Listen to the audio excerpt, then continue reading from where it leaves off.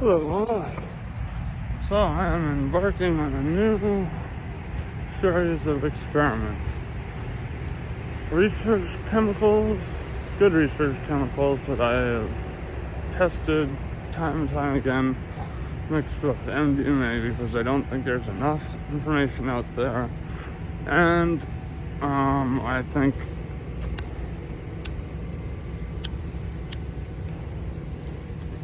flipping is a beautiful thing when done in moderation. Like, I keep it to no more than once a week max. And I drink lots of water, I keep myself fairly healthy.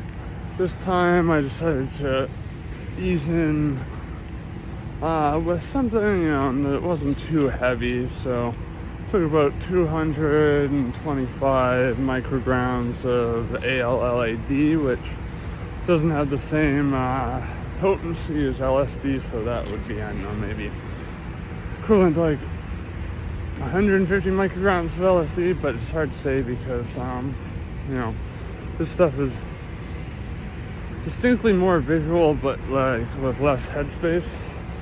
And the MDMA itself is so fucking pure and strong that it's visual within itself.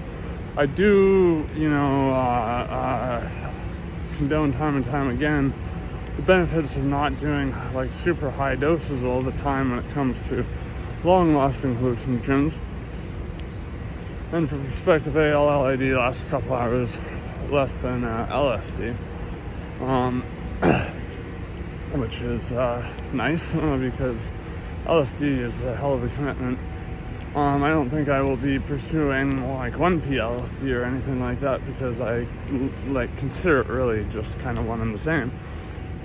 It just seems to last, if anything, slightly longer than LSD. But in any case, that's not. Well, actually, I'll finish that thought, that proposition of things to come, because the next flip I want to do is for Hamet and mdma, because that's also it's like a tryptamine, but with oddly lysergic, like just traditionally psychedelic characteristics, like just not something you would expect out of so there's still an analog. I remember feeling like I was on TCB a couple times doing it. Then other times it felt like full-on tryptamine. And then also mixing it with 4-ACO DMT, which I could only imagine would be a good time. But in any case, I wanna get into one of my favorite, or if not my favorite, current working directors. I've actually read his novels. I'm very well versed with his work. I've even listened to his doom metal band.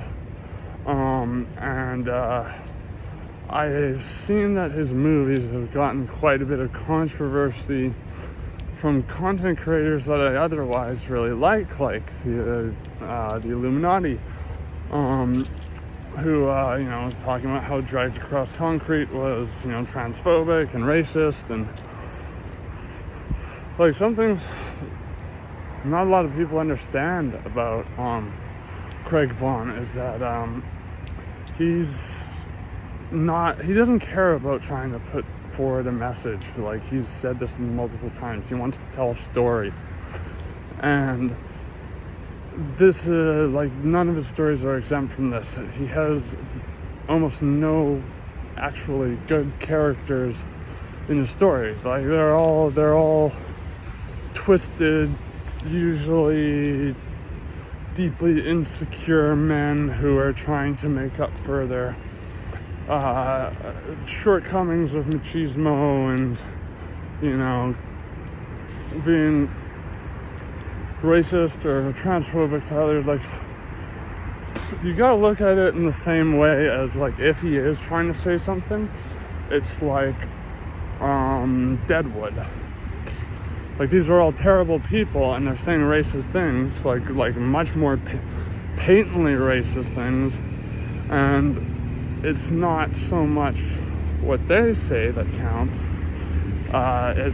It's what what they're saying and what that says about them as characters. It's how it reflects on their nature as, fairly fairly repugnant human beings. And that's kind of the point, and dragged across concrete, for one, if he was racist, why would he compose all this music and then get the OJs to cover it, and then go out of his way to go into interviews and be like, we want people to know that, the OJs and soul music is a thing. We want people to recognize these guys and be like, they're still here. We want to make the most of it. He could have gotten anyone to cover his music. He's obviously a very talented musician. So, if he's so racist, why is he getting an all-black band to cover his music? And I think people are tending to rush to, he starred in Mel Gibson and Dragged Across Concrete. They're rushing to a conclusion that anyone who affiliates themselves with Mel Gibson affiliates themselves with his ideologies, and I don't think that's true in the slightest. I know that it is. I know that Vaughn is he's become very good friends with a lot of the people he's worked with, Jennifer Carpenter, Vince Vaughn. I haven't heard of him, at all speaking about his relationship with Mel Gibson. I think he just saw Mel Gibson as a great person for the role he was portraying, because the character he was portraying was not unlike himself in real life. And his character is not meant to be a good character. Yes, he's got somewhat understandable motivations, he wants to extricate his family from a bad area, which is it's understandable, but he's also completely overlooking the fact that he could just adapt to that neighborhood and maybe sympathize, become neighborly with the people around you, and instead of taking your suspension and basically gambling your entire family's livelihood on the fact that you may live or die in this robbery gone wrong.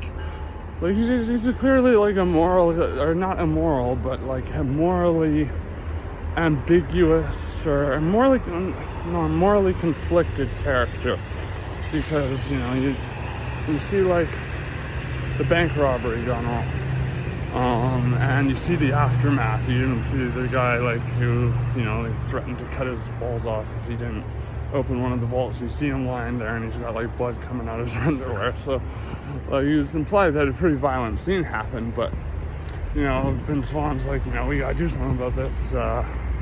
Mel Gibson's no, just keep your eyes on the prize, essentially.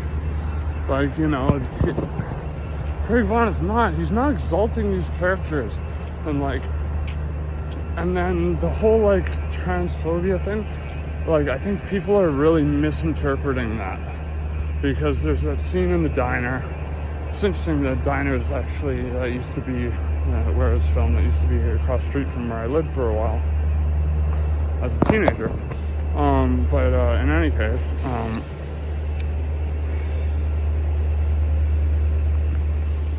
they're listening to this song that's it's obviously especially compared to the rest of the soundtrack, which is stellar, you can actually listen to it and enjoy each song on an individual basis.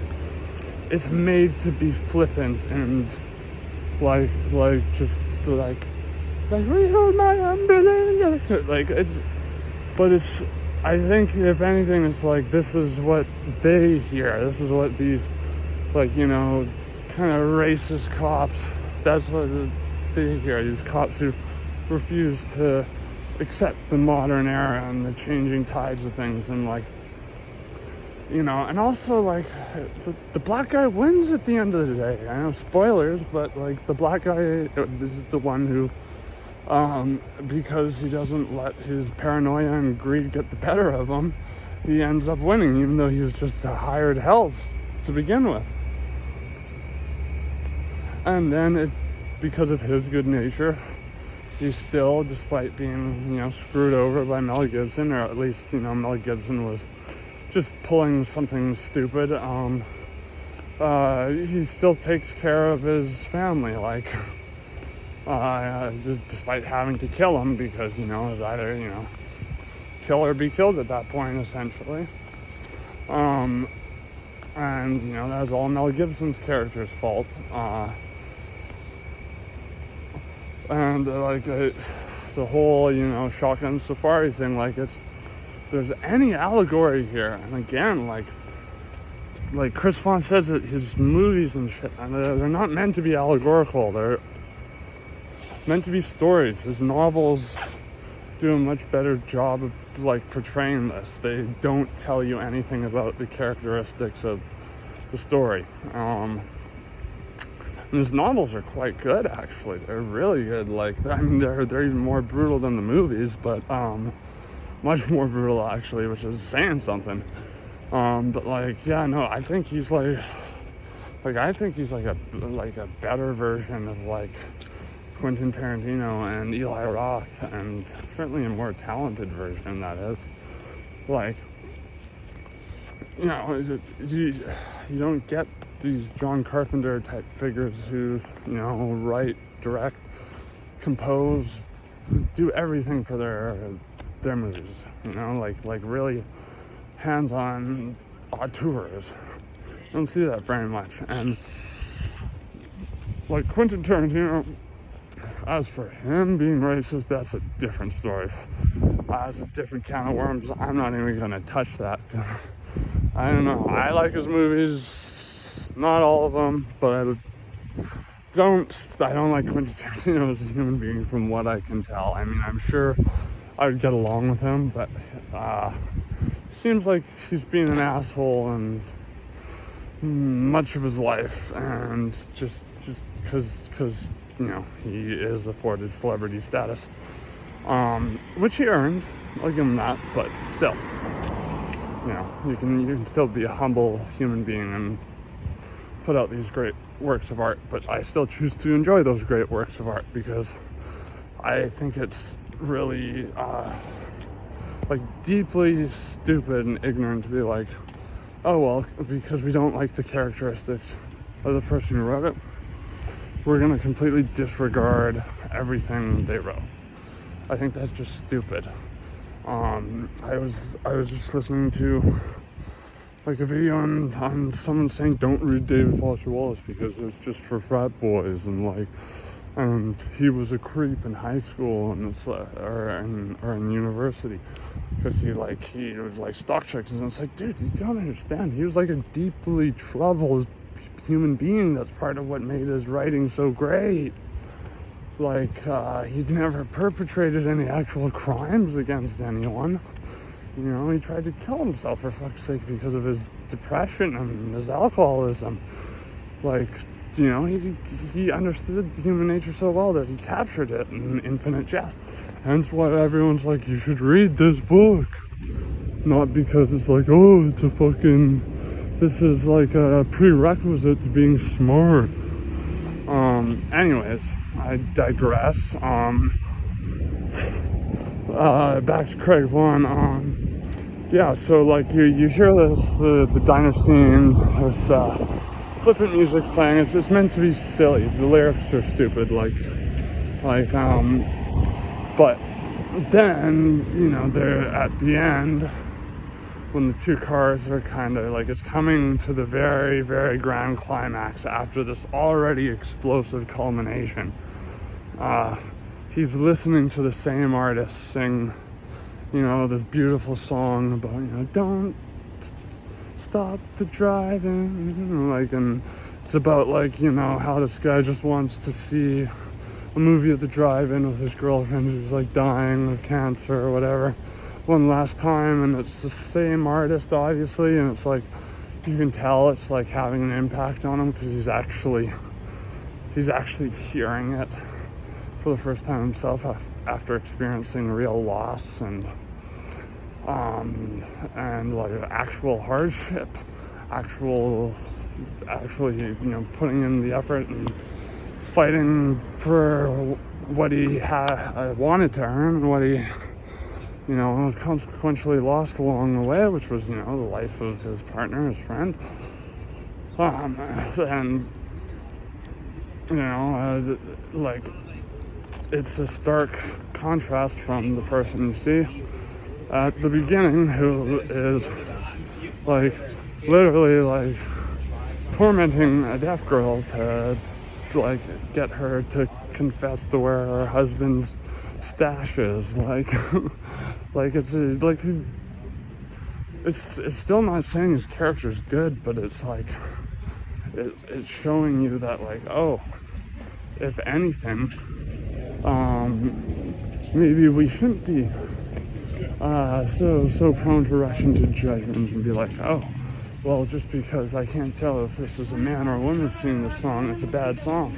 Like, maybe we should really just listen, and maybe we can't listen unless we've like really gone through some hard shit ourselves. Maybe we can't hear it until we've experienced some degree of hardship that maybe not quite the same as what the, say, you know, person who experienced transphobia their whole life and then went on to have a music career making that song experience.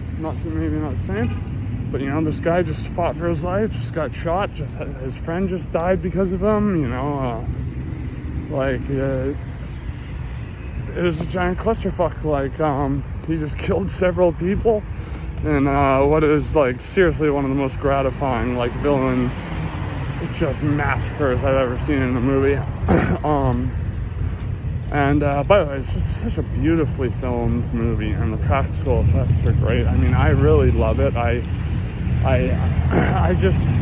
detest how it's become so misconstrued. And, you know, at the end of the day, Craig Vaughn has said this is true about Dragged Across Concrete too. He's just writing characters. Characters usually aren't good people, and then putting them in a story and trying to come up with some crazy shit that happens in between. It's a narrative. It's like not everything has to have some sort of like political undertone to it to be art.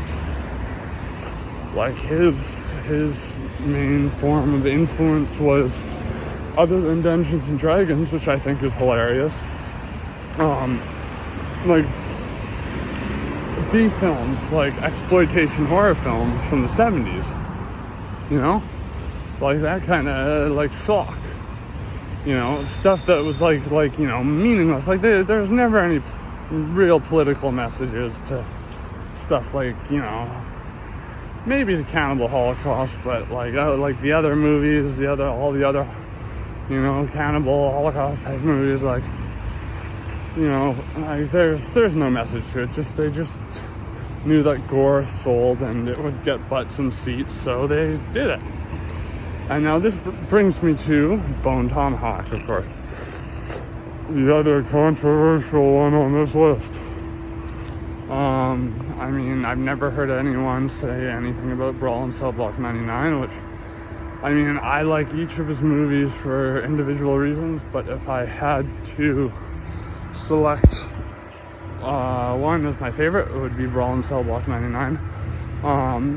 But I haven't heard anyone lobby charges against that one, oddly enough, even though I can see reasons why people would get pissed off by it. There's some kind of like, you know, stereotypical like Hispanic remarks in it, but again, by bad people, says something about them, not about what they're saying, you know. some slightly stereotypical portrayals, but it's more so portrayals of criminals as opposed to Hispanic. So I wouldn't say there's any grounds for criticizing that film. In the same vein as people are going after Dragged Across Concrete or Bone Tomahawk. So, for Bone Tomahawk, speaking of cannibals,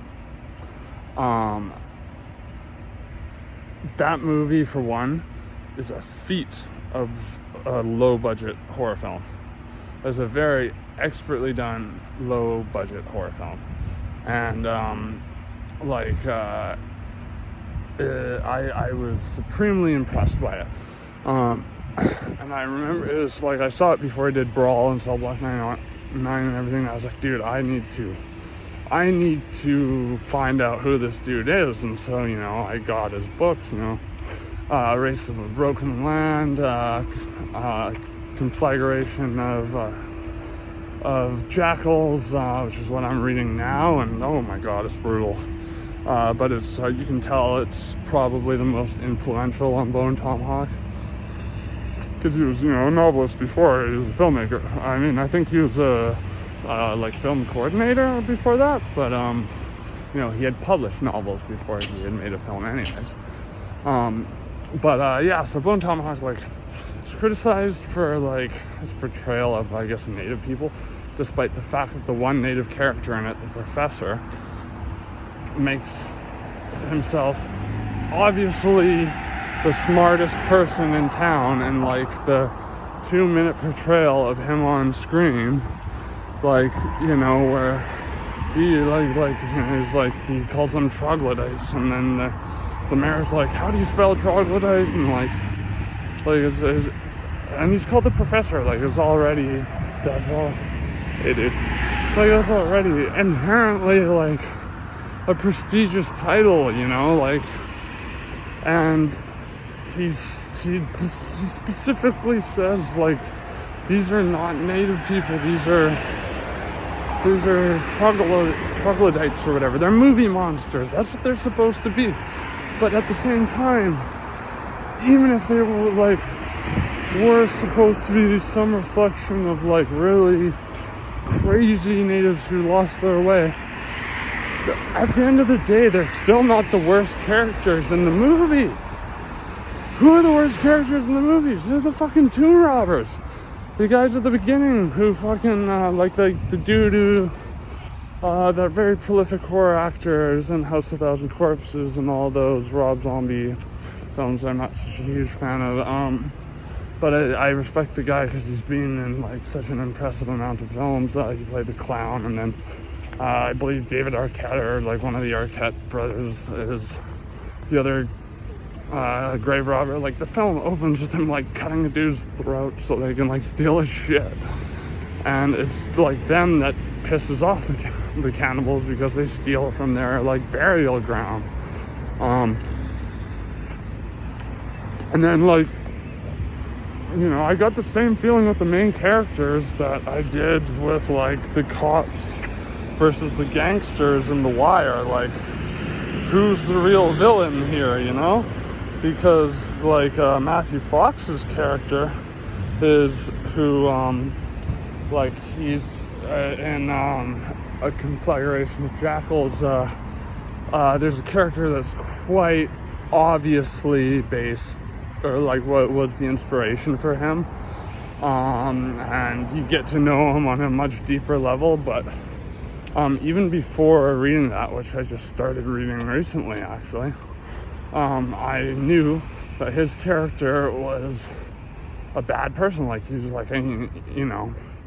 He says before the professor, I've killed more Indians here than everyone else in this room, and the professor's like, that's he's that's an awful statement, or something like that. He's very egotistical and entitled and fucking an asshole too. He's taunting the guy about having an affair with, or having a fling with his wife before they got married, and the dude lunges at him and fucking snaps his fucking his already broken limb, which leads to a very excellently done but brutal scene. Like Kurt Russell's character, he's not necessarily the good guy either. He is kind of the hero in that he's the one who survives and makes sure everyone gets away, but he's not necessarily a good guy. Like, what does he do to the, yes, the tomb, or I'm just gonna call them grave robbers, I guess. The two guys at the beginning, the one of them who got killed by the cannibals, and then the Arquette brother or whatever who made it to the town. And the thing is, they're terrible people, but Kurt Russell doesn't know that. He just knows that this dude was burying something outside their town, and now he wants something stiff to drink, so there's something certainly off about him. But what does he do? He shoots him in the fucking knee and then just throws him in jail. He could have diffused that a lot differently, and it shows that someone who's obviously using his authority to get what he wants. So here I am actually trying to pick apart morally the justifications of why, if there's a message, there is a good message in his movies, but I feel like I'm hammering my head against the wall, because he says time and time again he's just trying to tell stories. He's trying to tell stories, that's it. He wants people to have a good time. And he cares a lot about the characters. What the characters learn, how they change, how they, how the relationships build, or, usually there's no one left by the end of the movie, but I can see that from his pantheon, he really, if anything, just cares about character interaction, and not moral explorations of who they are as human beings. Just assume that they're all kind of bad people going in. The only real good characters in Bone Tomahawk were the wife, her husband, and I assume the deputy was a good guy, but we don't really get to know that. We usually just get to see him eviscerated. But the husband, the wife, and the doctor seemed like he was a good guy too, but that was about it. Everyone else is morally ambiguous at best, like Kurt Russell. But I personally love his movies. I love the fact that he has gotten the OJs to make what I think is the best music they've come out with for 20 years. And I am so excited to stumble upon auteurs like that, especially who has such extensive pantheons.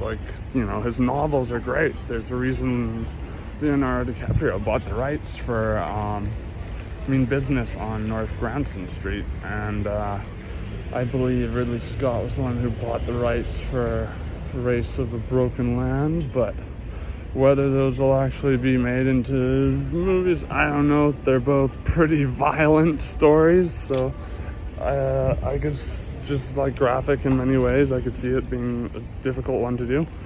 But if there are any bad guys, again, to use a comparison between The Wire and the cops and the criminals, or the cops and the gangsters, it's kind of tip in the favor of the white guys being the bad guys most of the time. That's if anything. So if they're the bad guys, then what do their opinions matter? Except for what they say about just how shitty they are as human beings. I don't see why. I didn't get the controversy in the first place.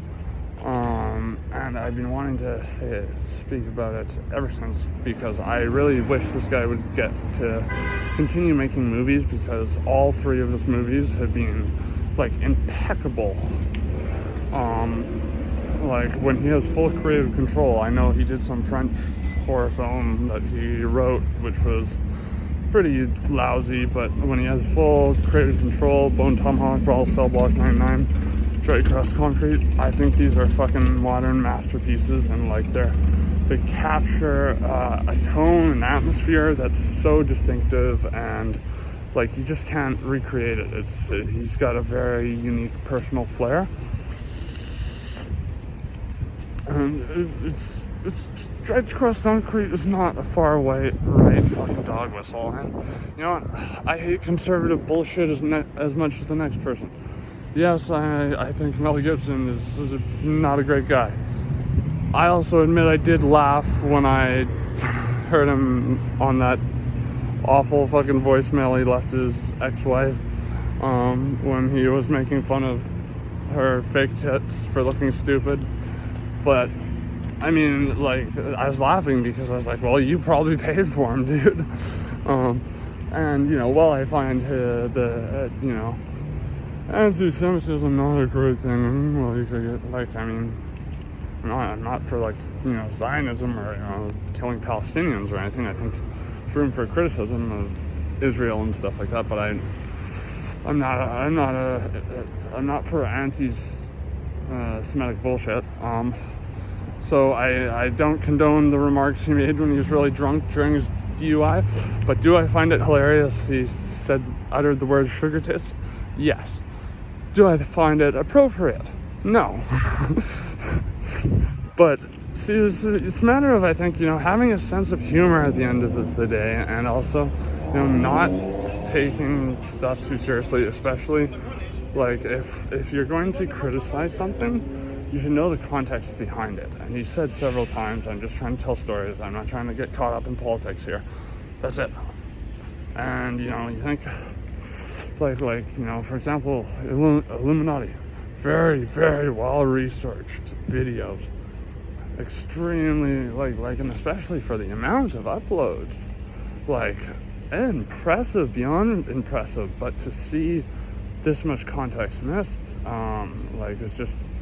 And by other channels like Thoughtsline too, who he has a second channel where he does horror movies, and I mean I've watched a couple videos and it's basically him being like, oh yeah, this movie is this is a PC friendly horror movie, so you can enjoy it. Like, you know, so I don't really care much for that kind of thing. You know, I'll decide whether it's offensive. Thank you very much. I do like most of his other material on his main channel.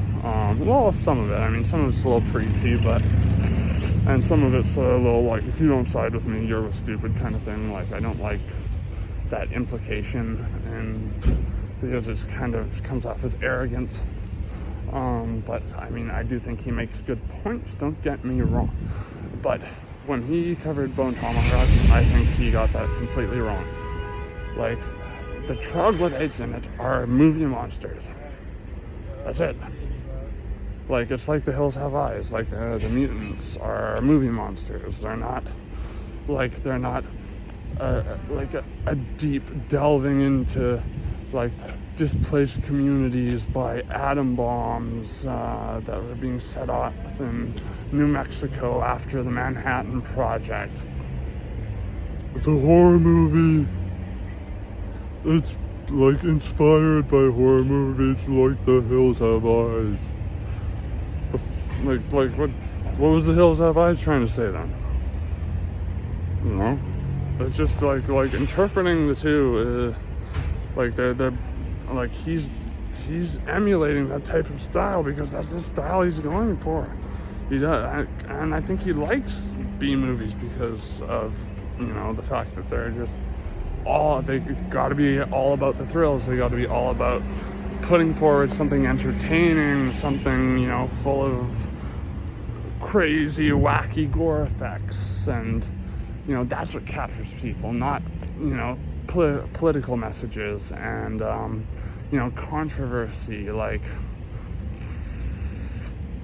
I think he's like a good storyteller, and I've read his books. His books are about the same as his movies, but very much more obviously not trying to say anything other than what's relevant to the story. His books are, I'd say, like almost better than his movies. I'd love to see him adapt all of them, but it's because I like his movies so much that I want to like milk every little scene, because they're all so fucking good. And I just think it's silly that people are writing this off as him being just some kind of right-wing nutbar. I mean, he's not, as far as I've heard, he's never even like divulged his political leanings. And if he has, who cares? I mean, he's not using his media platform as a mouthpiece, from what I can tell. If he is, he's doing a very poor job at it.